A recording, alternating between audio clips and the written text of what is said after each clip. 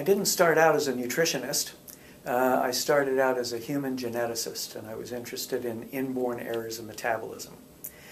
So my initial education and then postdoctoral training was in human genetics. And I spent maybe 20 years after that at the Children's Hospital of Philadelphia, where I studied inborn errors of lipid metabolism. That was before I came to the NIH, and I've been at the NIH since '93.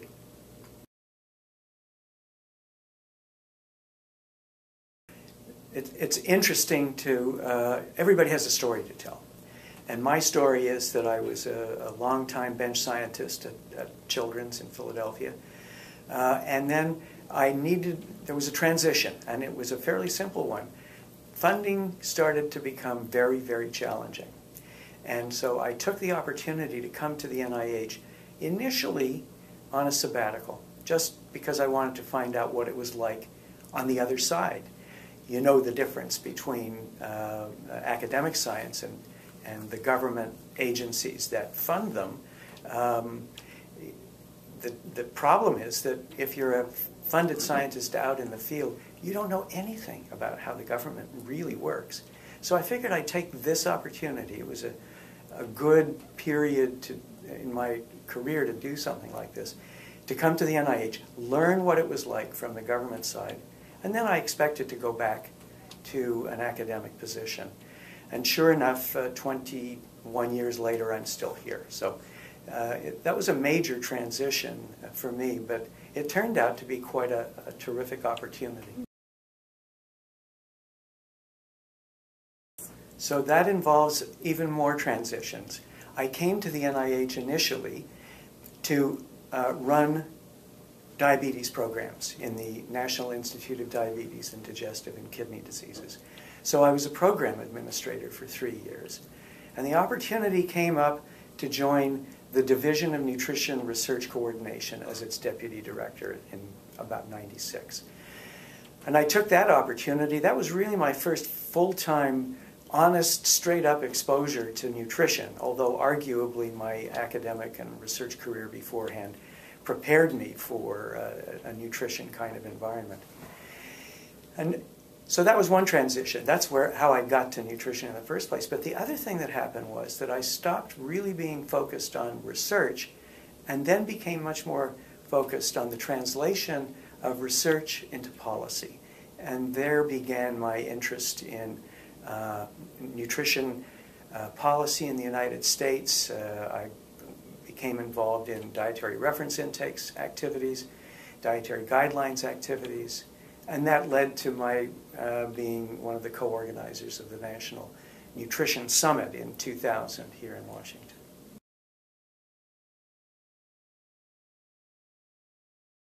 As I alluded to in my earlier remarks, this is not a position for which I felt I had uniquely trained myself.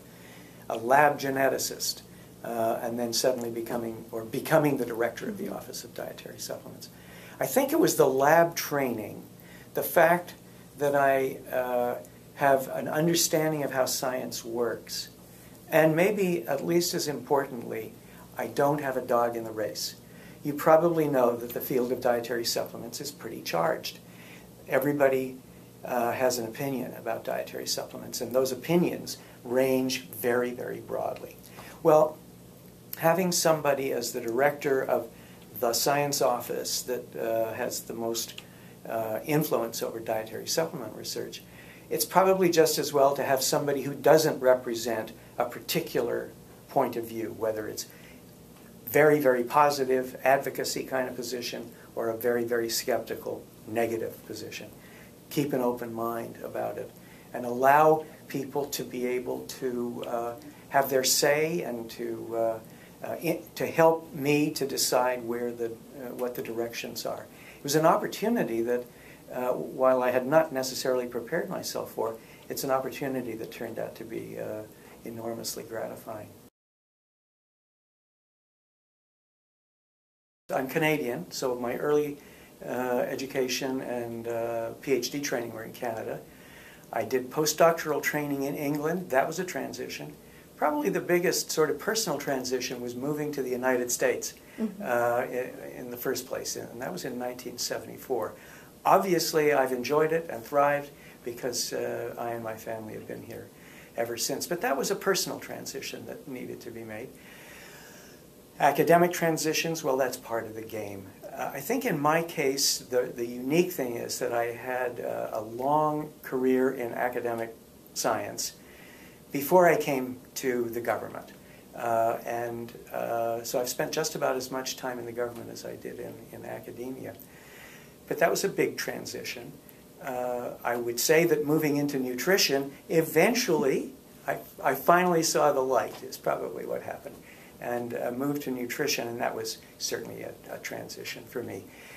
Dietary supplements, in my view, are a subset of nutrition, but what in the career of a card-carrying geneticist would have prepared them for a career as the director of the Office of Dietary Supplements? Not a lot, but it's been a fascinating learning experience all along the way.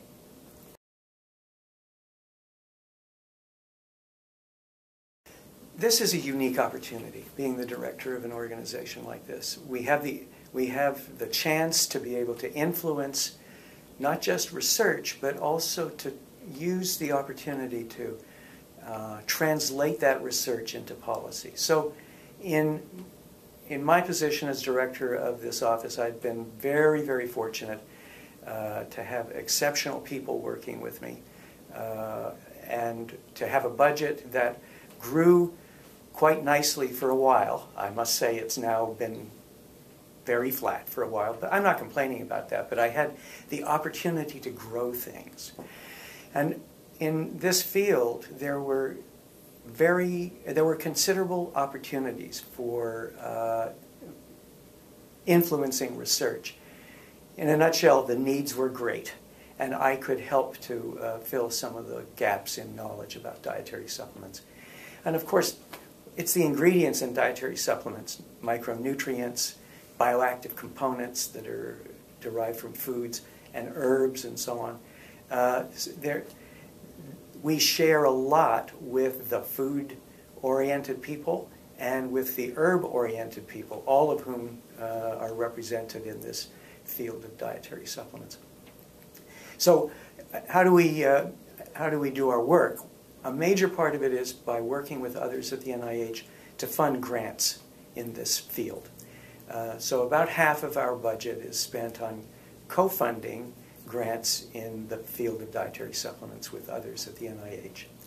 And that accounts for about 100 grants a year for us. It's a relatively small investment, but in a field like this, it's very important to have that kind of investment, the federal investment in research.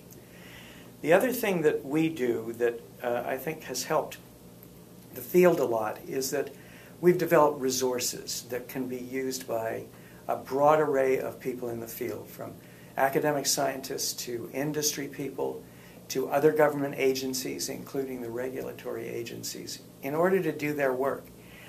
And simply put, we've developed a program called Analytical Methods and Reference Materials, the goal of which is to help provide tools for analytical scientists in all of those settings that I mentioned earlier. And to provide tools that at the end of the day will help consumers feel much more confident that the products that they have in the marketplace are of high quality and contain what they say they contain. So that's one. Another is we've provided databases that can be used by scientists and others in our stakeholder community to conduct their work. Databases of dietary supplement labels and of dietary supplement ingredients. We also provide access to research findings in dietary supplements through a database that we call CARDS. Other things that we do that we think can help the community more broadly is that we work very closely with the National Health and Nutrition Examination Survey. We support the measurement of biomarkers of nutrition status, and we also support the collection of data about nutrient intake from foods and dietary supplements. And those together help a broader community of people, because these we can fund them, and it makes them available for others to use. And I guess the last tool that we provide for people in the field of nutrition science is opportunities for training and for education. And then finally, all of this is intended to inform a very needy consumer public. A lot of dietary supplements are available in the U.S. marketplace, and a lot of information is available about them too, all over the place. How much of it is reliable is in the eye of the beholder. What we like to try to do is to provide reliable, straight-up, authoritative kinds of information about dietary supplements and their ingredients for consumers to be able to use when they're making decisions about what they're going to do. So I was made a Fellow of the American Society for Nutrition last year, and that was a huge honor.